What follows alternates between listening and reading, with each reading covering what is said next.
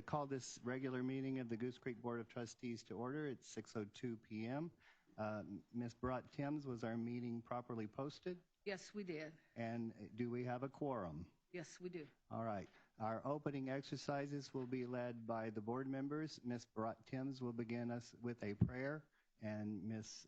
Guy will lead us in the pledges. So if everybody would please rise. Would you join me and bow your heads, please?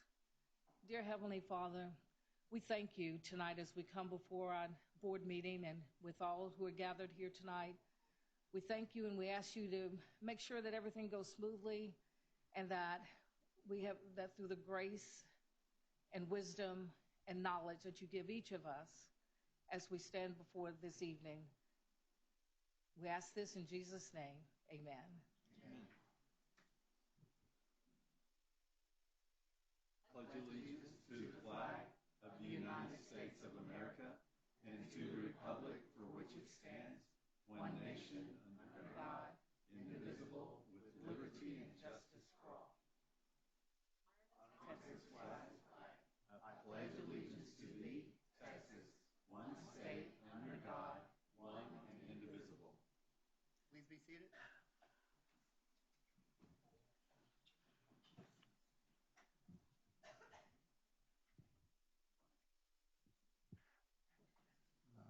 Our first order of business is to open a public hearing for the proposed budget and tax rate. So Ms. Clark and her crew, please.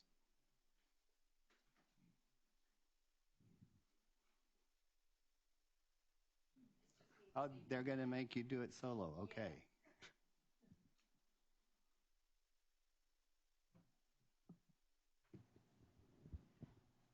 All right. Can you hear me? Good evening. President Clem, Dr. O'Brien, Board of Trustees. This is the culmination of all the work we've done all semester. This evening is the budget hearing and budget adoption. Everything that you'll see this evening is just a repetition of everything we've done throughout the spring. So this is the formality, and we'll go right into it. Budget objectives have not changed. The only change is the beautiful graduates that we have on the slide here. Same thing on budget assumptions, no changes. Budget highlights, just to reiterate, the compensation package specifically, and this budget adoption encompasses the compensation package. So the highlights are the general pay increase, of course, of 2%. Starting teacher pay being raised to $61,250. Retention stipends, $1,500 for all full-time employees with assignment start dates on or before 6/30 of 2022. 2 additional personal wellness days for full-time employees who do not earn vacation. And then increased district contribution to health insurance of $420 annually for all full-time employees who participate. This particular slide here is what's called the legal adoption, and this has all the legally adopted budgets combined here: general funds, school nutrition, and debt service, and the total of all funds combined is in the far right-hand column. You can see here the general fund is the very first column, and we are proposing, as we discussed, the balanced budget because of the ESSER offsets. So you can see here approximately $15 million went to ESSER for the past year, and we're going to have somewhere in the neighborhood of 30-ish coming up for the next year, and we'll have to monitor that because it requires a lot of coordination between the federal grant and the general fund. School nutrition, we have seen quite a rebound in school nutrition, and we are now able to have a surplus, which we'll have to propose a plan to spend down as well if it stays at that level. But we're anticipating an ending fund balance in school nutrition of $5.8 million. And then the debt service, we're proposing a balanced budget there. for all funds combined. Ending fund balance is projected to be $140.45 million. Any questions on this slide? You'll see this slide will be presented in the action item as well, because this is what you're actually adopting. All right, this is another repetitive slide, but this is for transparency for the 2023. Ms. Clark, if I could interrupt you. Oh, Since this is a public hearing, it's not only board members can ask questions, but if anybody in the audience has a question or comment when she asks for questions, feel free to join in. Thank you. This particular slide here is the capital projects budget, as I stated, and this is, again, for transparency purposes, it's not a legally adopted budget, but it's the same slide that we presented last time as well. And this is, again, a repetitive slide, but we do not, this is for estimated tax rates and preliminary values. We do not, are not able to set the final tax rate until after we receive certified values, which will be July 25th. But we're estimating right now that we're going to have an overall decrease. The INS tax rate is going to be remain the same at 32.5 cents, and with the House Bill 3 tax compression, we're going to have a slight decrease, it looks like, in the M&O tax rate. And then the only thing we have left is the actual tax rate adoption, which will be in September. Questions? Again, if anyone in the audience has a question, now would be the time to pose that question. Or how about board members? I think Ms. Clark has given us great information all semester, and we kind of expected everything that we saw tonight. Okay, then if I hear no questions, last call. I will. Yes, sir. I noticed there's $8.3 million of repairs budgeted for Starboard in the capital fund. Are those in addition to or in conjunction with an assessment we're going to hear about later on this afternoon, this evening? You will most likely find out the same time we do tonight. And I know that's a vague answer, but I expect to, I was going to ask the same question during the next report. Anyone else? All right, then I will declare this public hearing closed, and we will move to citizens' participation. Thank you, Ms. Clark. Thank you very much. Let me embiggen this. All right. Citizens' participation is the time that the board will hear public comments and concerns from those who have properly signed up to address the board. At this meeting, the board shall permit public comment regardless of whether the topic is on the agenda posted with notice of this meeting or not. Each speaker is reminded that he or she is limited in his or her presentation to a maximum of 3 minutes, and that he or she should respect confidentiality concerns and refrain from attacking the personal character of any individual student, staff member, or board member in addressing concerns or comments. Pursuant to state law and board policy BE legal, the board cannot consider or take action on concerns at this meeting unless they pertain to an item on the posted agenda for this meeting. Any deliberation or decision on an item that is not posted for consideration at this meeting shall be limited to a proposal to place the subject on the agenda of a future meeting. Tonight, Ms. Barat-Timms will be timing, and we'll give each speaker 3 minutes, and she'll announce a 1 minute warning when 1 minute is left, and then call time. Our first speaker tonight is Albert Burgett. Yeah. And make sure you have a green light on the microphone. Yes, sir, I do. Okay, the floor is yours. My time starts now? Okay. Good afternoon, Goose Creek board members. My name is Albert Burgett. Joining me today, I have my wife, Michelle, and our sons, Jaden, 9, and Kingston, 5. I'm a safety professional with Worley at Lando Basel, Challenge, Texas. 2 weeks ago, my wife voiced her concern on school safety against active shooters. What I only heard was concerns on moving back the graduation celebrations back to Baytown. I'm here to bring my concern back up because We have 6 more weeks to school that starts up. Our son Kingston will be attending school for the very first time in his life, and many more kids too. But we're also purchasing bulletproof vests and shields, not vests, shields, for both our sons' backpacks. We're also considering buying some for their teachers, for our sons' teachers, bulletproof shields also. But the bigger question will come, what will Goose Creek provide? We all, throughout the school year, participate in pitching in money, activities, events. Just now, I just seen a budget that clarifies a lot of money going through different routes. I might be able to get an explanation maybe one day, but I didn't see nothing hardening up our schools or any type of bulletproof doors, windows, or something that we can prevent an active shooter in itself. But to me, it's proven that Goose Creek has turned the page.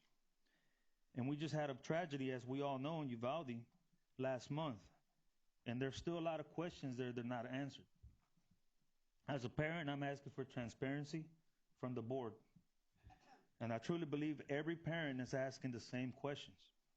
I did read that Governor Abbott on June the 6th directed to deploy the Advanced Law Enforcement Rapid Response Training Teams to all Texas school districts. Will that order be implemented, and when? 1 minute, please. Me and my wife have not heard anything back on hardening up schools like I mentioned earlier, not even an update. And are we still with panic?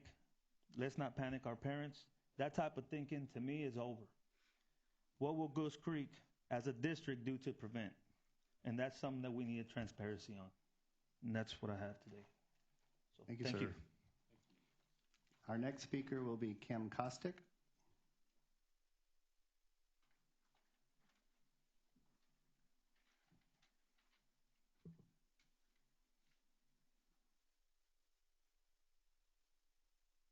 Howdy. Let me get back to my screen. Okay. Good evening, members of the board and Dr. O'Brien, and happy birthday, belated birthday. I appreciate that the district is taking the initiative to survey our upcoming seniors to determine the interest in bringing graduation home, even though the last time they saw a graduation at Stallworth, they were ending their first grade year. I also believe that the heat concern for the indoor facility is being grossly underplayed, because walking to the arena in the actual heat of the day, to sit in the arena for the AC, to be surprised when the AC is stripped from them quite quickly, and to get outside to locate and connect with their graduate in the blazing heat, and then, of course, to take pictures with them and their friends to return back to their car those other 3 blocks. Come on now. It's a little different than sitting comfortably all day with no rush to walk to your VIP parking, and I'm going out on a limb saying that you may not even have to pay for that. But about Stallworth and the presentation tonight.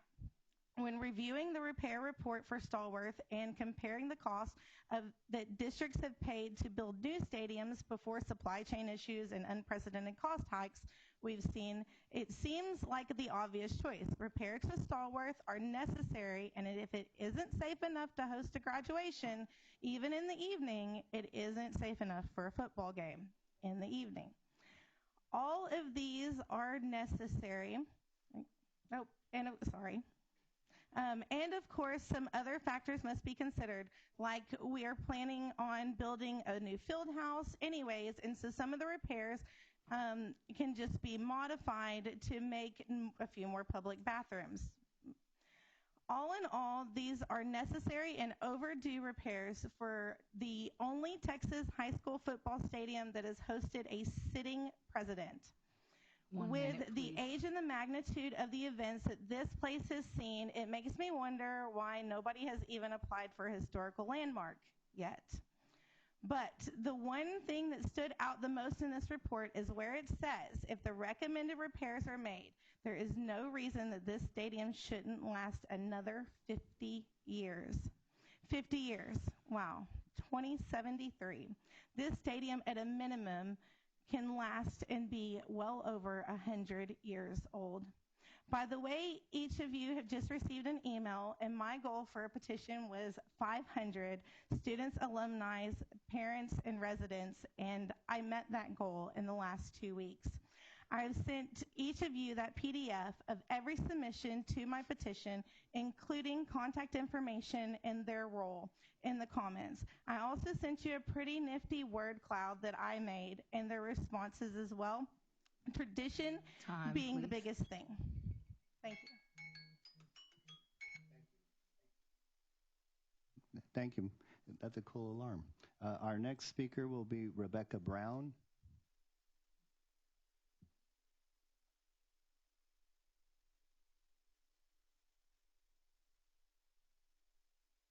Hi, I didn't plan on speaking tonight, but I was concerned about the graduation. I was there for Lee. I was up in the top tier. I could not hear a thing. Other people later on, they could not hear a thing. And then I heard about the money we're spending to take these children down there to rent a facility. And I might remind the board, love you all to death. In fact, Mercedes shook my son's hand. He was a little boy with Down syndrome. He graduated the other day. But we're spending an awful lot of money there. And the board has a fiduciary duty to spend money wisely. And sending these kids clear across town in air conditioning, whatever, and they say, well, we can't be without air conditioning. I see the Lee High School coach, those football players are out there, band, they're up and down. ROTC, they're out there in all kinds of weather, and this isn't like they're standing there 8 hours. You know what I mean? So I think that to bring it back, we would save a lot of money. And Stallworth has been around a while. Gerald Ford actually did a speech at Stallworth, and it probably needs some renovations, and we could definitely use the money for graduation out of town to help renovate Stallworth and bring it back to Baytown. And it wouldn't be so bad, but all our money is not even in Baytown. We're sending it to Houston. So let's bring it back, use the money for Stallworth, and thanks a lot. Have a nice day. Thank you. Our final speaker tonight will be Daryl Banks.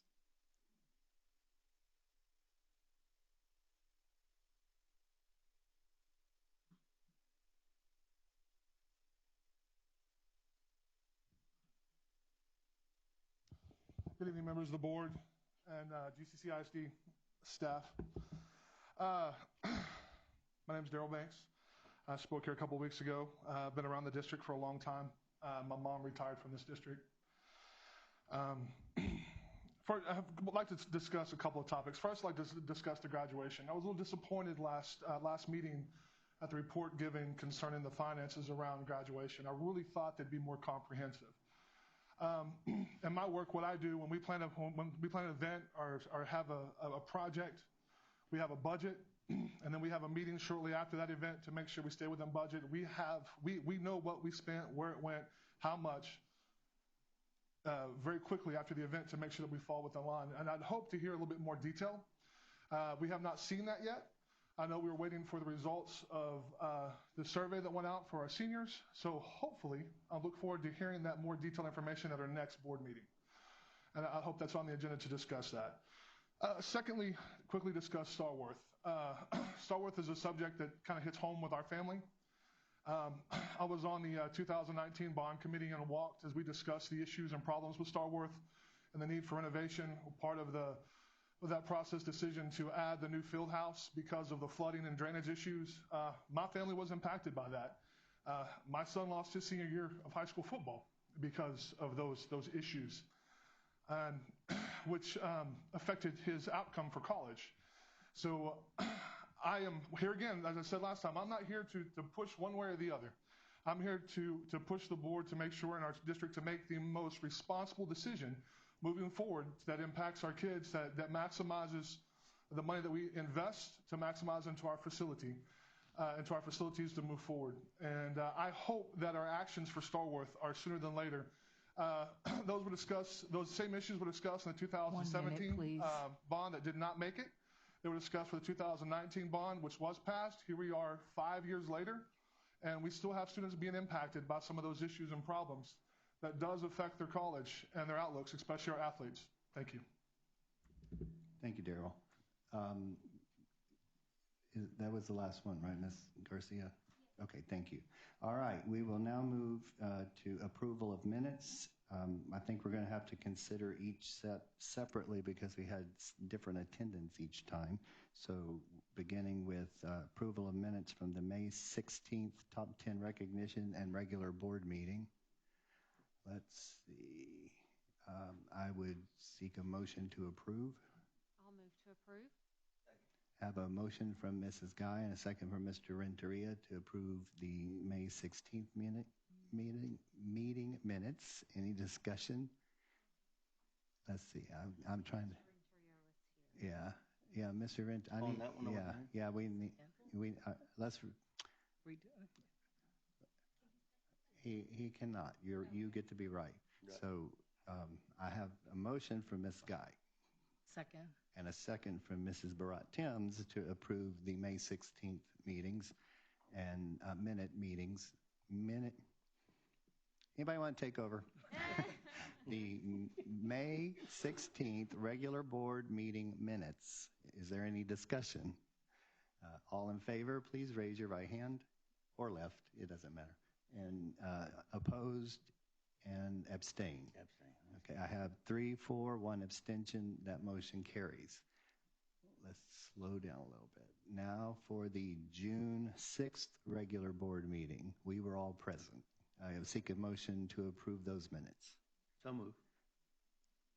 Second. I have a motion from Mr. Renteria and a second from Mrs. Barat-Timms to approve the June 6th regular meeting minutes. Any discussion?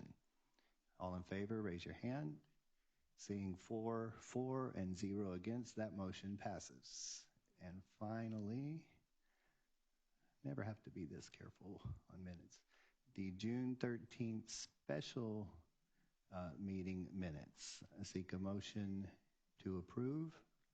I'll move to approve. And I second. I have a motion from Mrs. Guy and a second from Mrs. Barat-Timms to approve the June 13th special board meeting minutes. Any discussion? All in favor, please raise your hand. Opposed and abstain. I have 3, 4, 1 abstention. Motion passes. And let that be the hardest thing we do tonight. And now discussion items. Dr. O'Brien. Yes, this evening we have under the superintendent's reports a presentation on Starworth Stadium Facility Condition Assessment. Dr. McCall and Ms. Garcia will come up and share some of the findings of the engineers who conducted the report.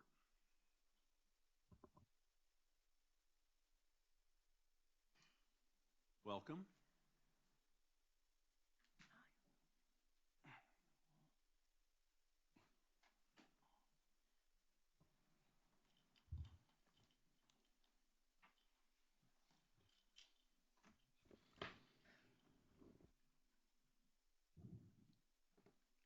Good evening.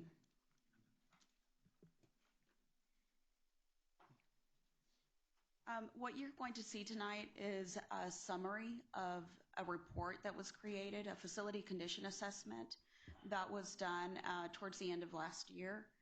We presented this report recently to our Citizens Bond Oversight Committee, and so we're here to present it to you this evening. And again, this is just a summary. As you've seen, the report is about 56 pages long. Involves a lot of pictures, a lot of documentation, and a lot of cost estimates in this report. So the first thing that I want to note is that the general condition of the concrete structure is sound. There are no current life safety issues to note for the facility. And so that's very important for us, obviously. That's been a concern because visually, there are some things that may have been concerning, but we wanted to make sure that structurally it was sound. And so currently there's nothing to report as an issue, as a life safety issue. But there are several things that do require repair and maintenance that need to be addressed probably sooner rather than later for the facility to continue to operate. And obviously several things that are beyond their expected life cycle. And we should plan on replacing some items. So the purpose of the assessment is to determine the current facility improvement needs and to evaluate whether the general structure will last for another 20 years. And Ms. Costick mentioned an additional 50 years. That was in the report as far as the structural portion, and that's the main concrete portion. And obviously, as y'all know, concrete lasts a really long time. So that's something that's a reason why you don't see that built a lot nowadays. Obviously, it's expensive as well, but so yes, it is very well noted that it could last another 50 years. But in general, the assessment is to determine whether the overall facility can withstand another 20 years. Why is there such a big discrepancy with the report and what we're saying? A discrepancy with the report? Yeah, the report said 50 years and you're saying 20. So this is also in the report. The report says 20 years for an overall assessment. And I'm sorry, for an overall, for the overall facility, for it to last another 20 years. And when I talk about overall, there are other things like toilet fixtures, mechanical equipment in it as well. But those are what I would consider minor repairs. We're talking about the structure itself, which will last 50 years. You're always going to have repairs. Yeah. Yeah, you're absolutely correct. I'm good. I'm just trying to. Yeah, no, you're absolutely correct. I just wanted to note that the structure itself, the concrete structure, right, it could last another 50 years, and that is accurate. That's in the report. I understood that. I was just wondering why you were saying 20 with the overall, but you're saying there are other things that might need. Yes, Oh, yeah. correct. Okay, I got you. And so part of what they do to determine how long it'll last is assign a facility condition index. And it's a formula that's used through every facility condition assessment that's used by figuring out what it would cost to repair versus to replace, and it assigns a percentage to it. And so the team that was involved in doing the assessment consisted of electrical, mechanical, civil, structural, and licensed architects as well. The assessment took place again at the end of November and at the beginning of December, and Goose Creek was part of the assessment. We provided tours for those people that came out to do the assessment, and we also facilitated interviews with different departments that take care of the facility. That would be my department, Facilities Planning and Construction, the Grounds Department, the Maintenance Department, Nutrition Services. We also provided work orders to them and information about any recent repairs to the building.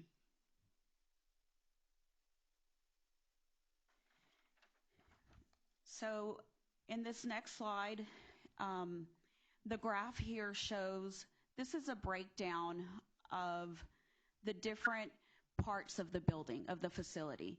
And it's broken down into the main structure, the press box, the locker rooms, restrooms, and concession stands.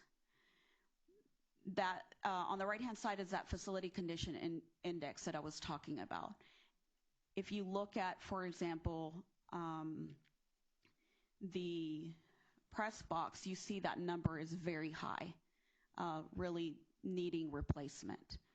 But when you average all of those different portions of the site of this facility, we're getting a 41.6 FCI. So one of the things that I want to point out is the current needs in today's dollars for the deficiencies that were assessed is $13.3 million. That's for repairing those deficiencies. And an estimated cost to do a one-to-one replacement would be $32 million. And I want to give you a little bit of an example of what that means. If we were to take the concession stands, for example, and we were to replace them, it would be CMU block, paint, doors, no added air conditioning because that's an upgrade that currently does not exist. It would not be any additional refrigeration units because that currently does not exist. It's a one-to-one replacement. And if you start to do these items, that's what's considered a one-to-one replacement, bringing the cost to $32 million for the replacement of the facility.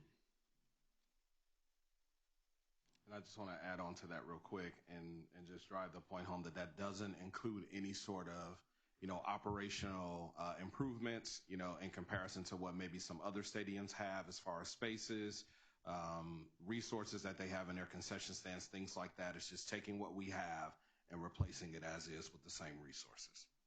Correct. So now I'm just going to give you some of the examples that were provided in the report. Again, there's a lot of these type of examples, but I've just gathered a range of them. So the stadium structure itself is grandfathered under previous codes because it has been in existence for a long time. And so one of the things, for example, is the ramps into the grandstands are very steep, as all of us that have been in the facility are very aware of. The grade, the percentage grade is 19 to 22%. That exceeds the current acceptable grades by quite a bit. In today's standards, they should be 8%. And we probably know that just being anywhere there's a typical ramp nowadays. You know that and you feel that being in that. And so on the right-hand side, you can see a sample there of a crack. That's a noted deficiency. It can be repaired. It could be infilled with an epoxy fix. And so that's a deficiency that can be repaired. However, when you begin to do extensive repairs, we may be needed to bring up the entire facility up to current standards, up to current codes, and then we're talking about one-to-one replacements. So no longer repairing deficiencies and cracks, but rather replacing an entire ramp versus repairing those cracks in the ramp, if that makes sense.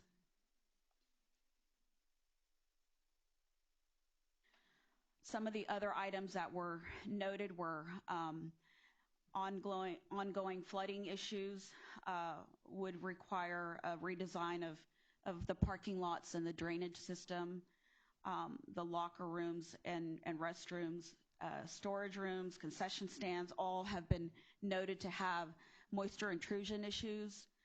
The facilities are serviceable, but they're definitely deficient when we compare those to newer facilities in the Houston area.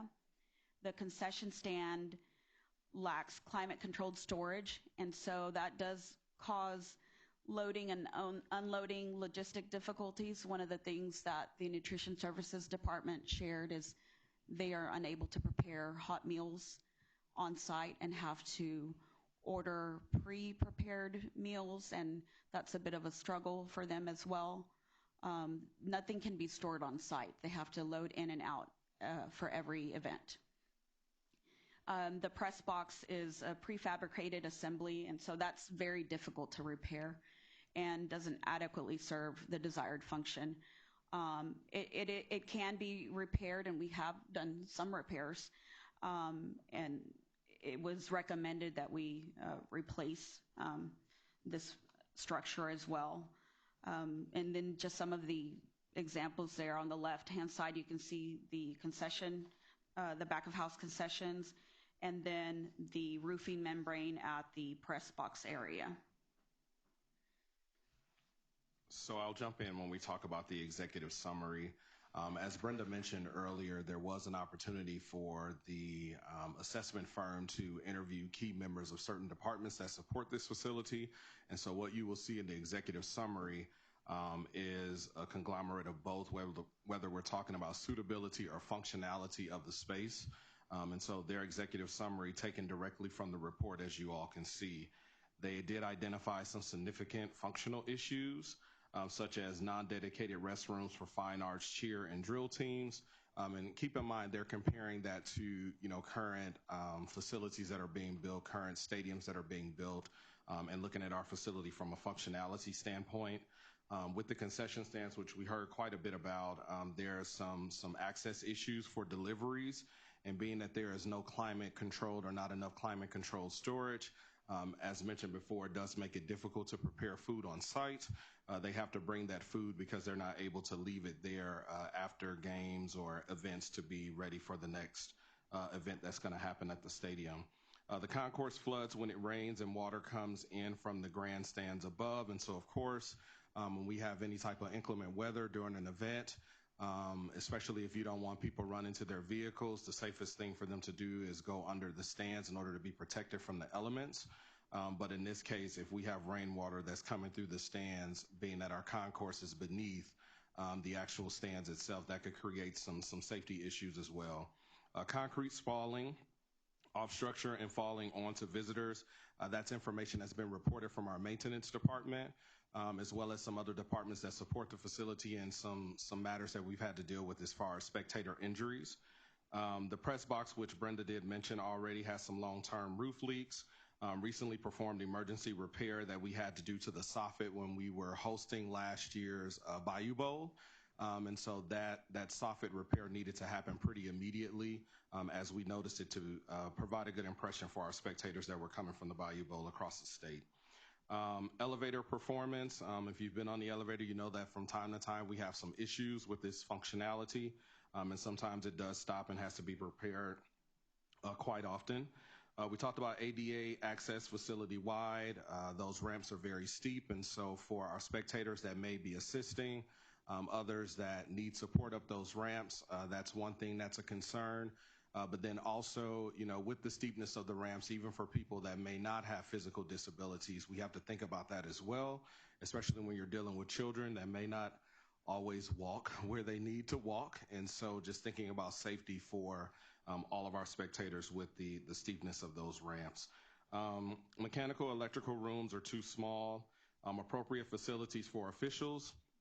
What you see now is, you know, in some older facilities and what they shared is that the assumption is that, you know, the officials were men.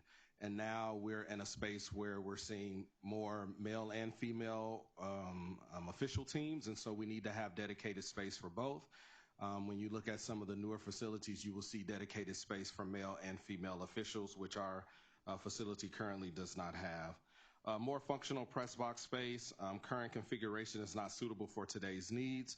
A lot of times you have separation between your teams to make sure that they're not hearing each other's plays, things of that nature. But then you also have more hospitality space to be able to have certain dignitaries support games or different community members or different sponsorships come, class reunions, things like that you're seeing at some newer football stadium facilities, and so our stadium is not able to accommodate that.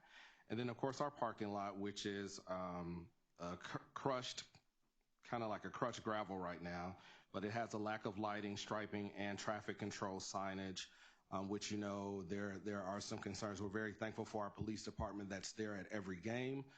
They are working as best as they can with the layout of the facility to get people out on Archer Road as safely as possible. But we know that there are some challenges there when it comes to the conclusion of the game. The next is just a couple of pictures here that we wanted to show. As Brenda stated before, you have quite a few pictures in the report, but there are just a few images that we wanted to share that they provided in the assessment report. The decoloration of grandstands, damaged CMU walls, and that's alongside the elevator shaft. I did mention in that general area, we did have to replace some soffit in order to be prepared for hosting the Bayou Bowl. We talked about the, you know, water issues in the various locker rooms. We do have some concerns where we have to make sure quite frequently that those areas are mopped and towel dry because you know, student athletes can slip in those areas if we're not careful. And so we want to mitigate that as much as possible. There's some deteriorated steel conduit, and that's in our mechanical rooms. And then, of course, with the impervious surface parking, and just for the point of providing some clarity on what impervious means, that simply means that it's not able to absorb water. So when you're talking about crushed gravel, concrete, things of that nature, those are surfaces that typically do not absorb water. We have to have proper drainage in order for that water to move. But when you're talking about things like grass, open grass fields, things like that, they can absorb water. And so that's when we get into conversations about detention and making sure that our site is properly draining water. So we just wanted to provide an aerial of Stallworth Stadium. We know that our transportation building is kind of to the southeast corner of that, as well as immediately to the east. You see that that's where our bus parking is, and we've increased that fleet quite a bit since the 2019 bond. This entire site is about 40 acres, of which 18 of it is designated for Stallworth Stadium with the home and visitor side parking. And then you also have some auxiliary parking on the south side of the stadium where typically our buses and band trailers park, emergency services, and so we really don't have spectators parking in those areas. One of the things that I want to mention is that for the 2019 bond, there is a $8.2 million allocated project to add a field house to this facility. And so when you're talking about adding a field house, you have to think about, is that going to increase your detention requirements? And so we reached out to a civil engineer with one of the architectural firms that we work with and asked them just to provide us some information based on their knowledge of what Harris County requirements are, because this is Harris County that we would have to work with in this particular case. And so our civil engineer pretty much shared with us that any pervious source that you move, it now has to find another location. So if, for example, we build that $8.2 million facility on the north side of the stadium where there's a great amount of grass, we have to find somewhere else where water can drain and place more pervious surface onto this particular site. Also, when we're talking about the parking lot, and this is something that we learned quite a bit on, the parking lot is currently crushed gravel, and that is already impervious surface. So if we decided to move forward with adding a concrete parking lot, that's more impervious surface. And so it should not trigger additional detention on the site based on the information that the civil engineer gave us. But of course, that has to go to Harris County, and that just kind of depends on how the day is going and whether or not we've had any recent storms, because every time we have a storm that's a major flooding event, we see these requirements change, and typically they're not lessening, they're becoming greater and greater and greater. And so wanted to share that information about the general Stallworth Stadium site and just really looking at all options when we have this project that we have slated from the 2019 bond to be added to this facility. Another thing I want to add is the parking requirement may not be sufficient for the amount of seats.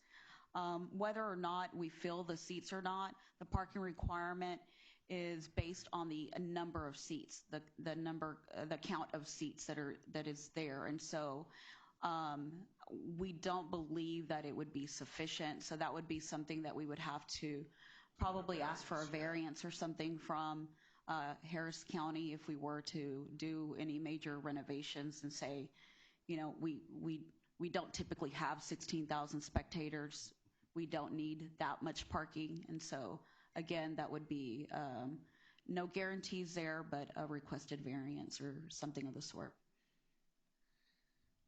Dr. McCaw, I think it's appropriate for you to maybe address one of our audience members' question about the capital improvement budget that is set aside to save taxpayers' money. It doesn't come from tax. Could you talk about the source of capital improvement funds? I'd like to answer that. And yes, Daryl, thank you for asking that. That money, that amount came from specifically the committee that you were on. It was part of a project that we had to do some renovations at Stallworth Stadium that did not make the bond. And so that's where that number came from.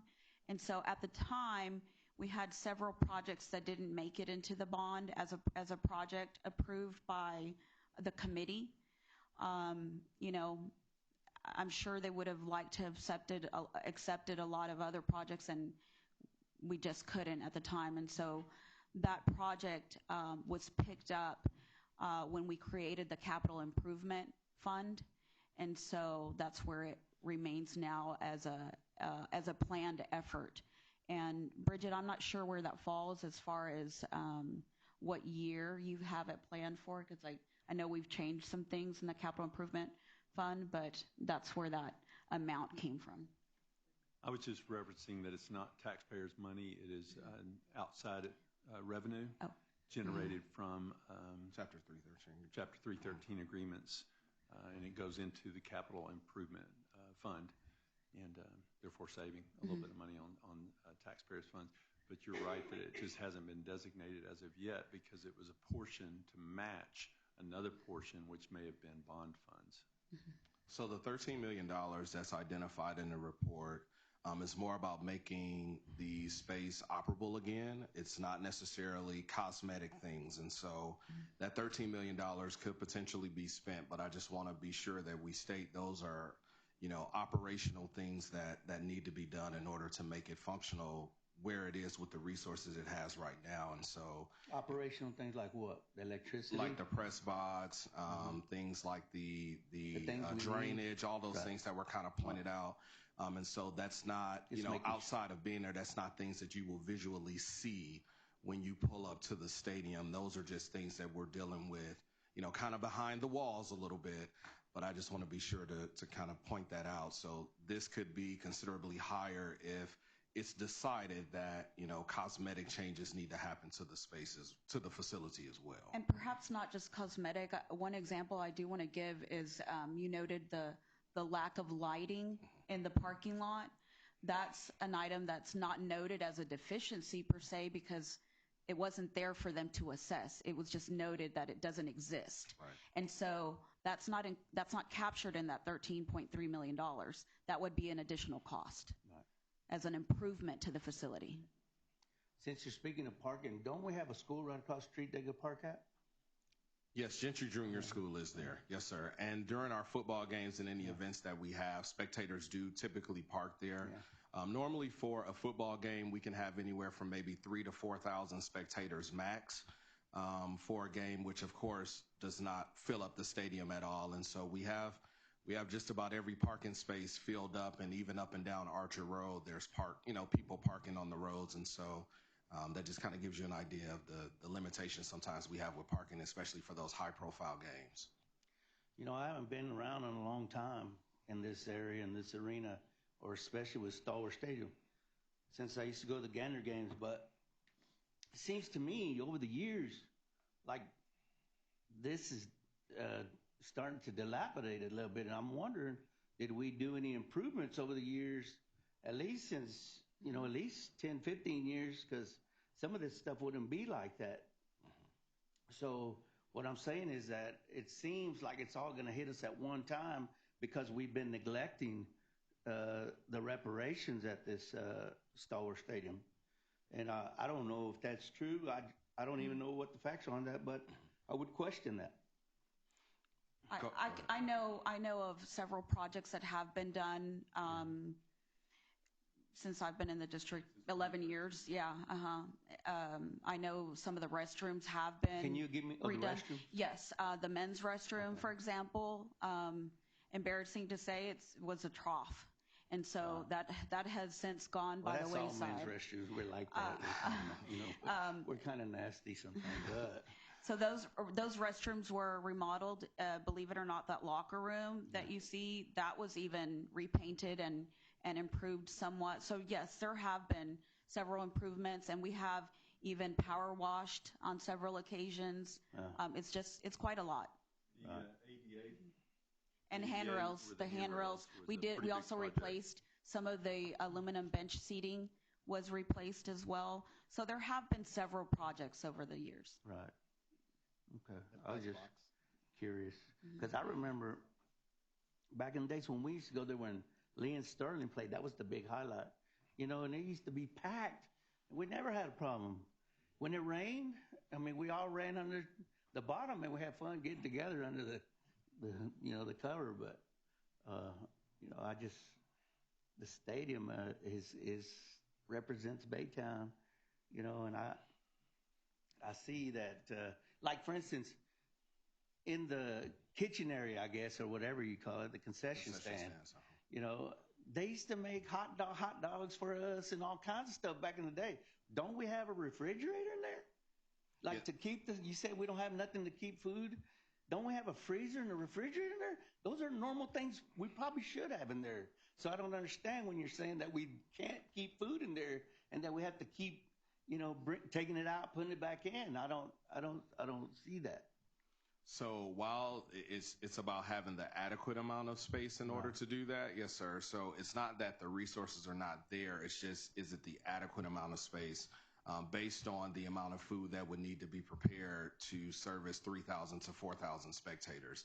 And that's just from, you know, just the recommendation of our nutrition services director. And so we just want to make sure we're not having inventory wasted and things like that between games. I understand that. Yeah. But I'm just saying, how did they feed all those people when we used to go back in the days when it was packed? They were parking in the streets. Unfortunately, now we're saying we only get 3,000 people and we can't keep enough food for them? I don't, you know. Maybe some requirements have changed. Well, health codes have changed. Health codes have changed I'm a considerably. dinosaur, I know, but. Yeah. And that's something that we have to, The space is also not air conditioned, so even as a storage area, they can't keep crates of stuff. You know, if you've ever left a soda in your hot car, for example, they can't keep, you know, a lot of their supplies there. Well, I think this report is lengthy, and we haven't had a great deal of time to digest it. Right. And so if the board approves or without objection, I'd like to see us revisit this maybe in the form of a workshop where we can have this conversation without, you know, without bogging down another meeting, because this is a big thing that we need to address that apparently, like Mr. Renteria says, may have been overlooked for some time. So, I just have 2 questions. yeah, please, go ahead. So some of the things on the capital projects, the 8 point whatever million on that, will some of those be covered in the 13 million? Or are those two totally separate? So the numbers that we gave you from this report are their estimates. This is not anything that's budgeted currently. Right. So if we decided to take those funds that are currently in the capital improvement project to move that to these particular areas of concern, that can be done, but it wasn't specifically budgeted for, you know, that way, but it is available in order to move the funds if we need to once they become available. Of the currently budgeted capital projects, how many of them overlap what you just reported to us? So I do want to mention one thing that we didn't mention. In the bond project that we currently have, there's one overlap in here, and it's the locker rooms. Okay. That's the only overlap that was noted as a deficiency here. Because so the field house will have locker rooms. Right, right. Okay. Right, thank you. And then, I'm sorry, wasn't that going to cover the fine arts cheerleader piece as well? No, sir. No? Okay. At one time we talked about that. And then I believe in the PowerPoint it said that the 13 million did not include paving the parking lot. That's correct. And how much, do y'all know how much that would be if we decided to do that? That would be about approximately $4 million to pave the parking lot. And so remember, they're assessing what's currently there. Correct. So when they're looking at making improvements to the actual parking lot, it's things like filling in the potholes, regrading the crushed gravel that's there, making it smooth again, but it's not, you know, paving the parking lot. And so you would add that on to the $13.3 million that's there. Okay. Of estimated cost. Perfect. And then I guess I'm a little bit confused about what the 8 point whatever million that is budgeted. What does that cover? I know you don't have to give me complete Are you talking detail. About the capital improvement side? Okay, Yes. The capital improvement side. And so the 8.2 that was allocated was to do more additions to spaces, cosmetic things to the stadium, making it more just a little bit of a better experience for those spectators that are coming. I know that there was some talk, there's some money allocated there for maybe adding another press box, you know, just those types of things, more cosmetic than operational. Perfect. Thank you. So we'll be ready for the next football season, right? We're not This is walking not a into life safety issue. No, sir. Yeah, We're not right. going into a situation where the stadium's gonna, collapse or anything. We're not dealing with If that. somebody I heard think this, that's they what we've probably all been think that's- anticipating. You know. I think we were anticipating the sky is falling, and we're glad to hear it is not. No. Right. No. All right. 50 years is good news. Thank you very much. And I know there's a lot more. I think we can all go home and, again, digest this report and come up with our list of questions, and let's bring it back. We'll be glad to follow up. Yeah, okay. Thank you so Terrific. much. Thank you very much. We do have one more superintendent's report this evening. It's in our annual report from Communities and Schools. I think I saw Miss Gina Rybon walk in, and Delancey, all right. Dr. Reminek, okay. We got a PowerPoint and a notebook.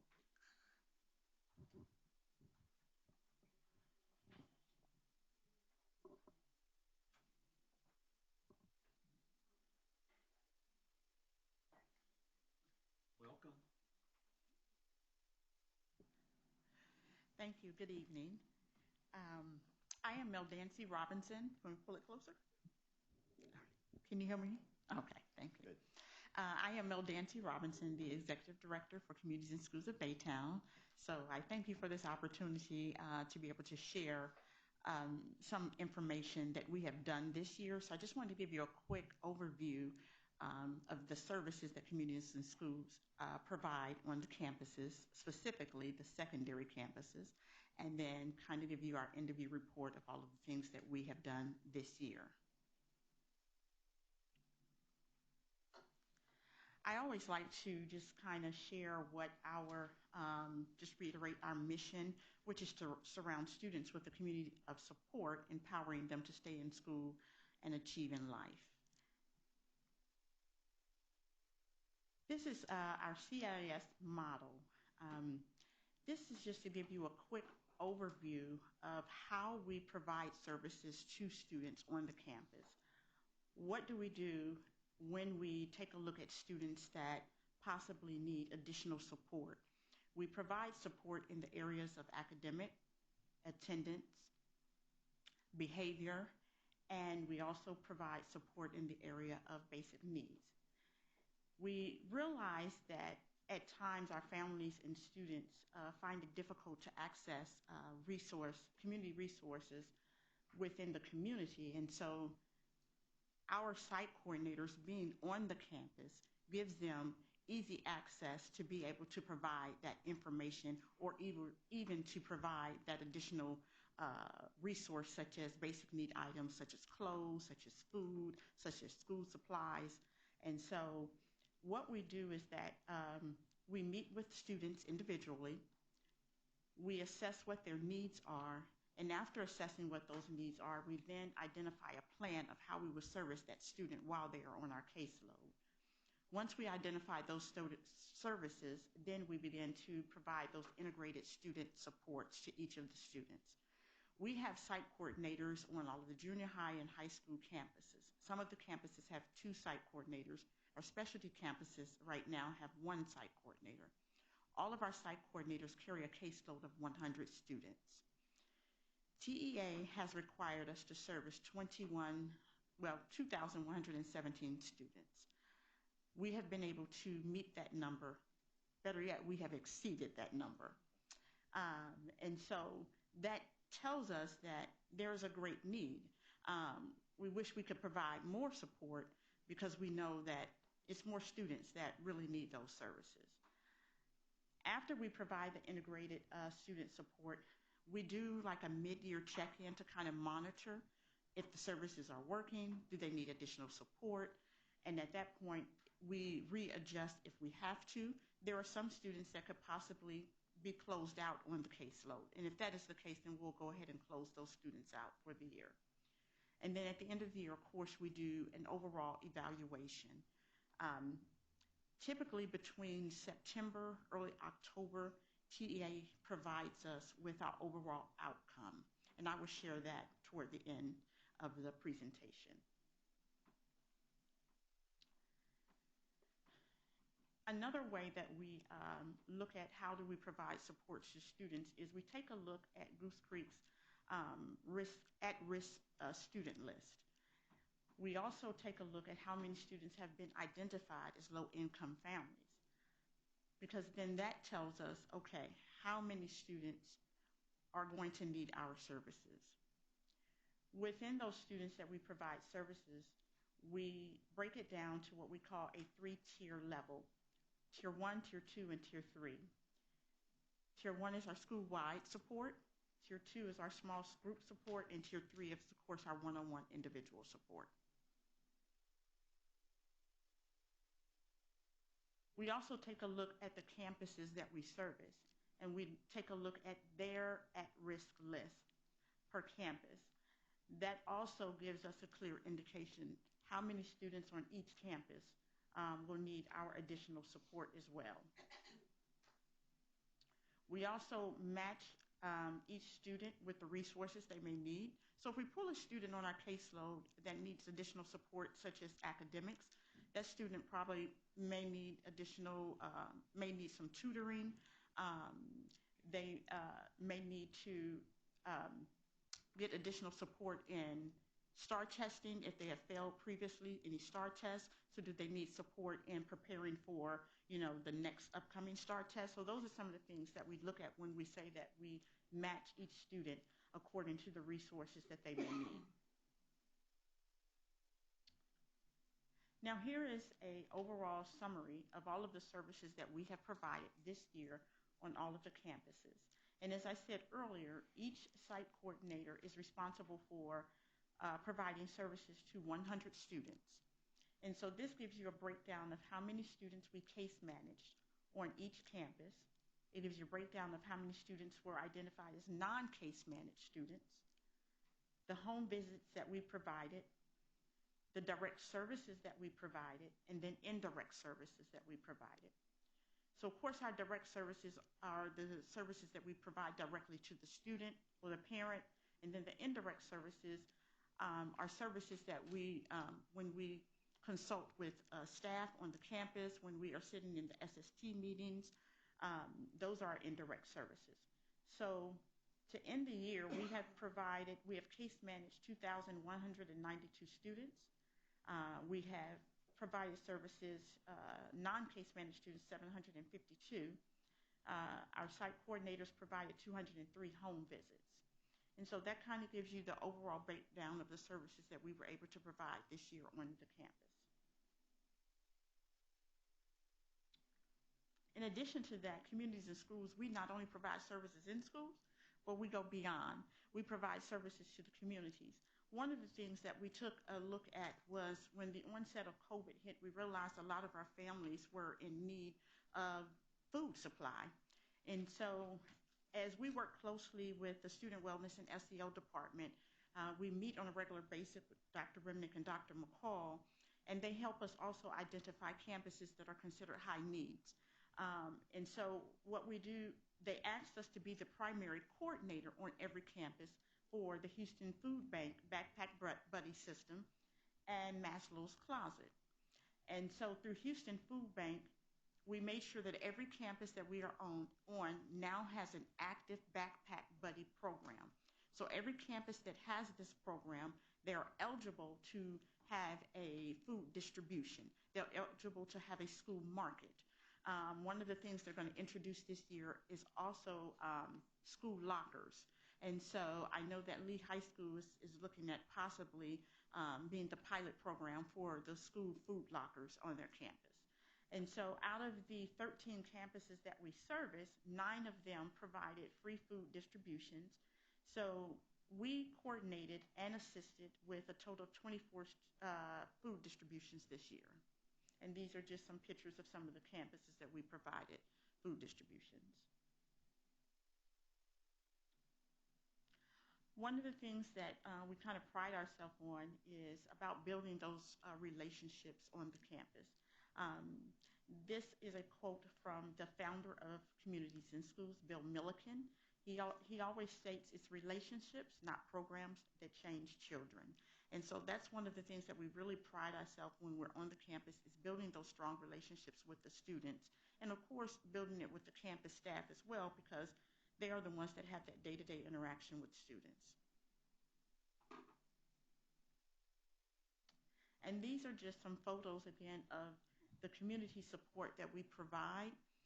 We did our first backpack giveaway, and we collaborated with Goose Creek Police Department and Marcellus Resource Center at the beginning of this school year, and we were able to distribute 321 backpacks filled with school supplies for grades 1st through 12th. We participated in, of course, several food distributions. We did a mask giveaway.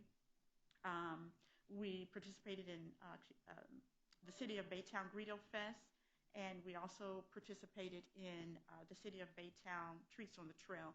And that was us just giving out information about who we are, letting parents know we're on the campus and we're here to provide that additional support for your students if needed. These are the results that were provided from TEA last year. So these are our results from last year. As I mentioned earlier, we will get our results from this year around late September, early October, and we'll be able to provide you with that information as well.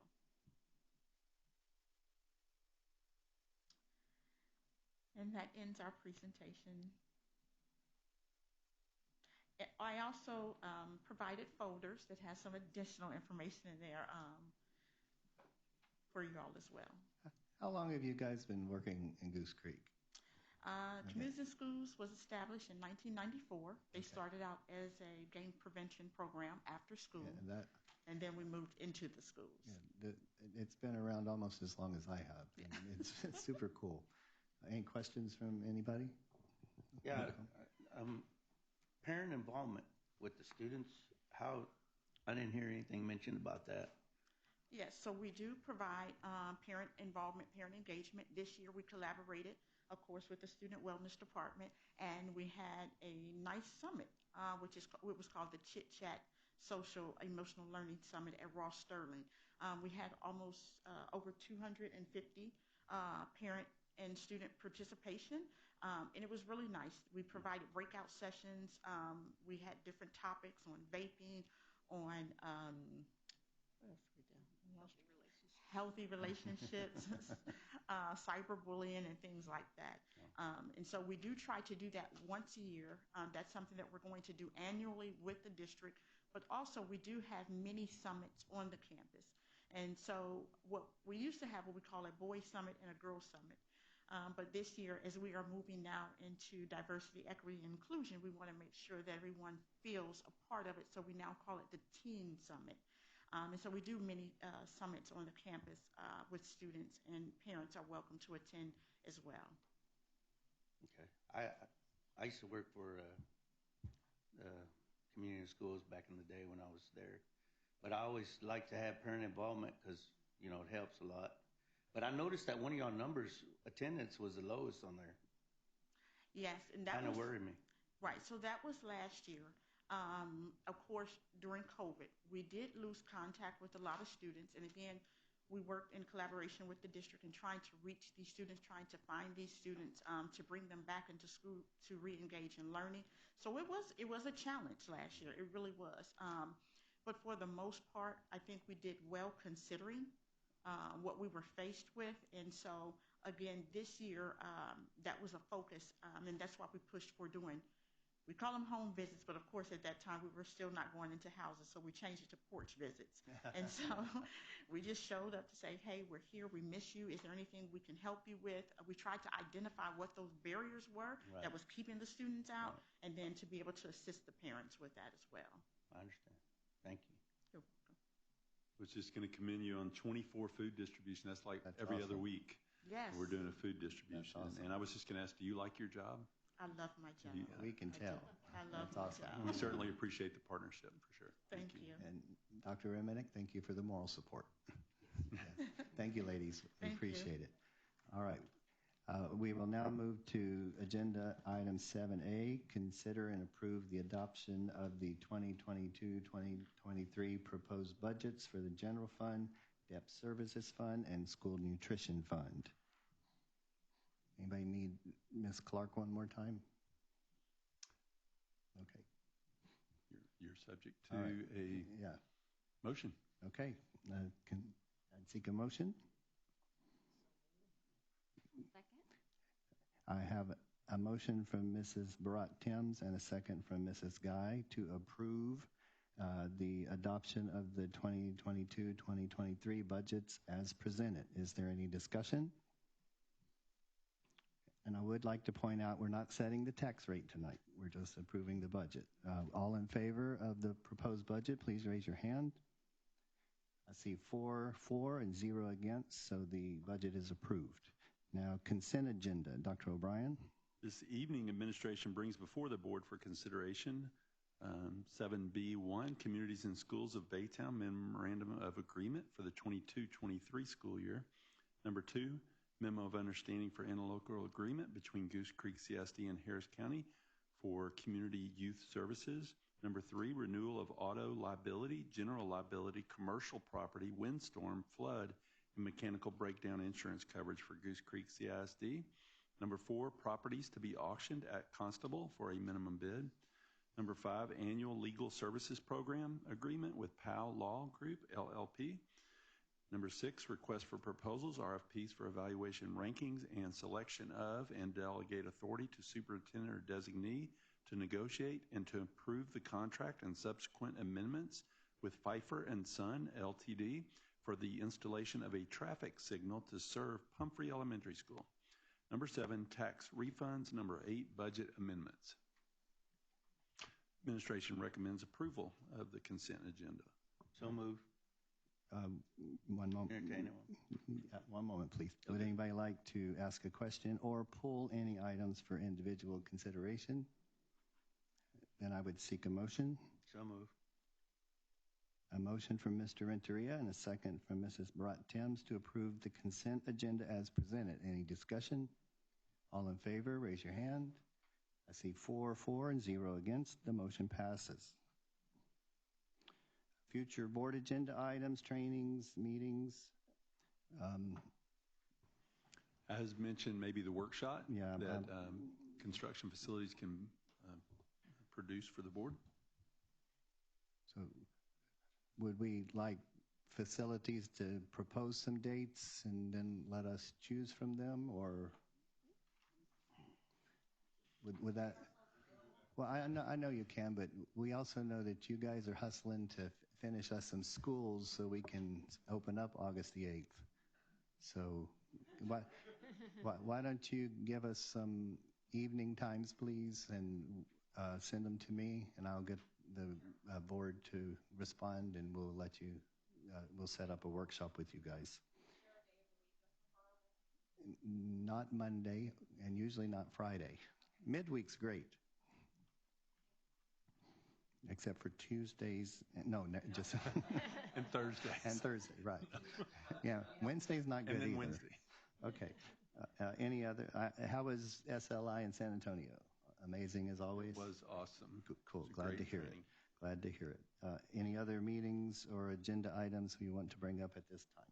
Well, I think it would be appropriate to bring up graduation again, if we could. Sure. I don't think that's had any closure yet.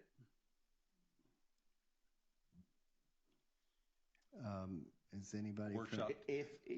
From communications? If it's possible this time, could we get more detailed financial statements or balances or expenditures than we did last time, please? Yes. And maybe we can have the results of the survey. Yeah. Yes. Ms. Kathy, can we? How is this? Is there a closing date on that survey?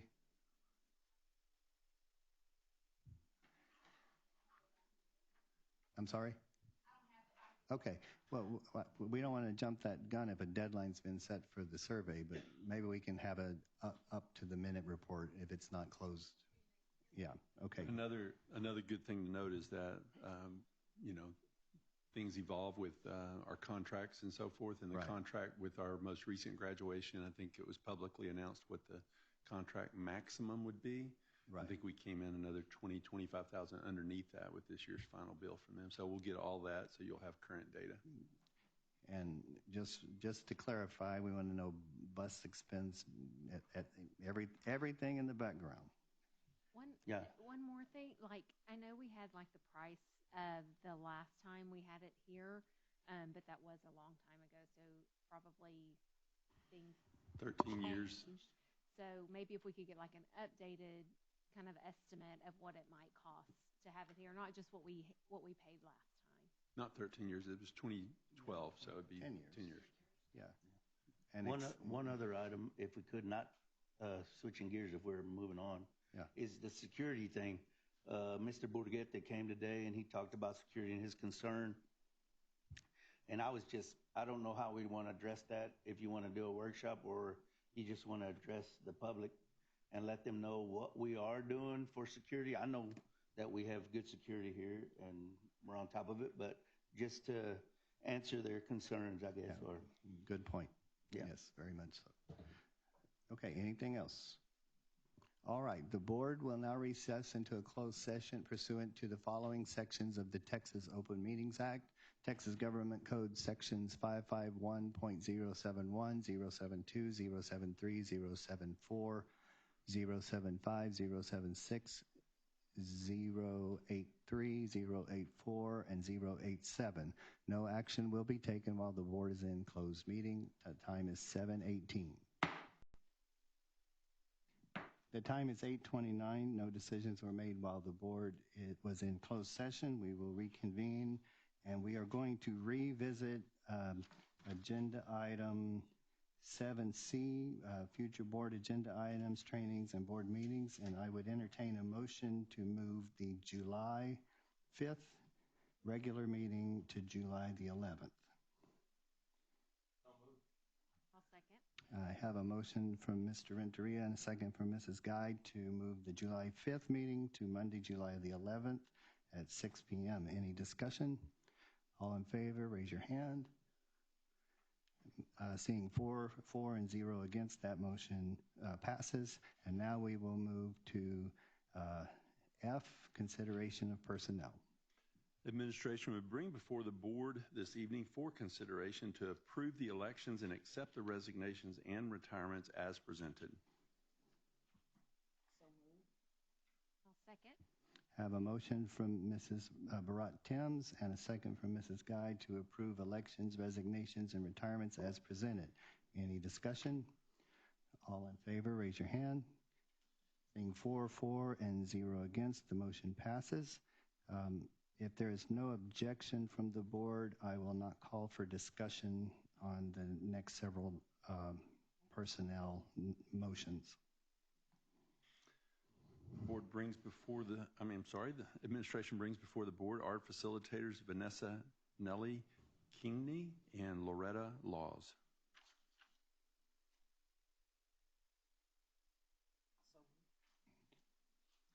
I have a motion from Mrs. Barat-Timms and a second from Mrs. Guy to approve the art facilitators. All in favor, raise your hand. Seeing 4 and 0 against, the motion passes. For your consideration, educational diagnosticians Evelyn Alvarez and Deanna Braghini. I'll move to approve. Second. And Ms. Barat-Timms motions. I second to approve educational diagnosticians as presented. All in favor, raise your hand. Seeing 4 and 0 against, motion passes. Speech language pathologist assistant Shawnee Wiley. I'll move to approve. Second.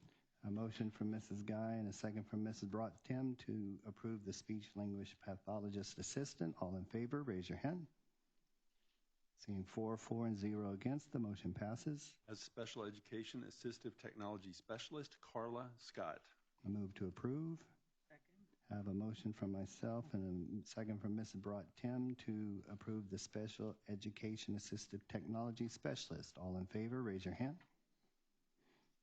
Seeing 4 and 0 against, the motion passes. As special education instructional specialist Larry D. Thomas. I'll move to approve. Have a motion from Mrs. Guy and a second from Mr. Renteria to approve the instructional specialist in special education. All in favor, raise your hand. Seeing 4 for and 0 against, the motion passes. And for student wellness interventionist, Dr. Kimberly Rawlinson and Brittany Romar. I'll move to approve. Second. Have a motion from Mrs. Guy and a second from Ms. Barat-Timms to approve the two student wellness interventionists as presented. All in favor, raise your hand. Seeing 4 for and 0 against, motion passes. And as counselor for Carver Elementary, Brittany Schultz. Move to approve. I'll second. A motion from Ms. Barat-Timms and a second from Ms. Guy to approve the elementary counselor as presented. All in favor, raise your hand. Seeing 4 for and 0 against, the motion passes. As special education counselor, Grace M. Henry. Move to approve. Second. I have a motion from myself and a second from Ms. Barat-Timms to approve the special education counselor. All in favor, raise your hand. Seeing 4 for and 0 against, motion passes. As assistant principal at Peter E. Highland Center, Michelle Williams.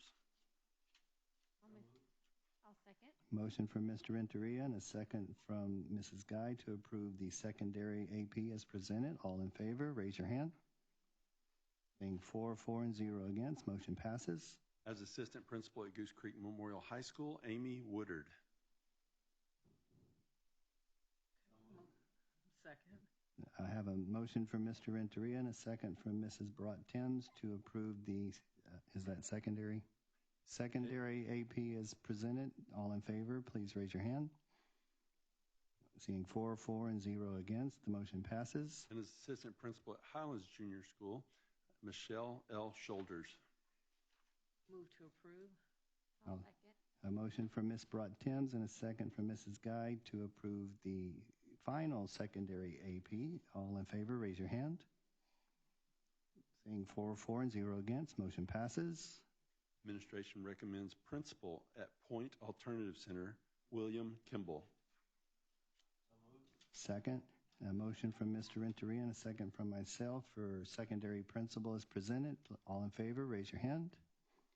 And I see 4 for and 0 against. The motion passes. As Director of Purchasing and Warehouse Operations, Philip Hill. Move to approve. I'll second. Motion from Mrs. Barat-Timms and a second from Mrs. Guy to approve the Director of Purchasing and Warehouse Operations as presented. All in favor, raise your hand. And 4 and 0 against, the motion passes. The time is now 8:35, and I will adjourn this meeting.